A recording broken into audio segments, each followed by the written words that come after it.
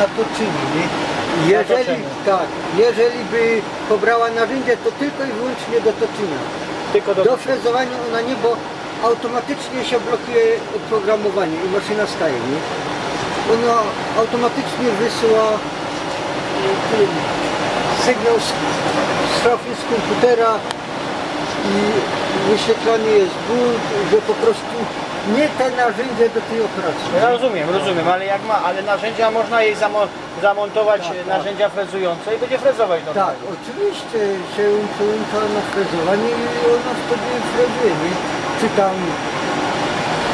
Tutaj to raczej po interpelacji, nie się frezuje. Po interpolacji. Raczej. Mhm.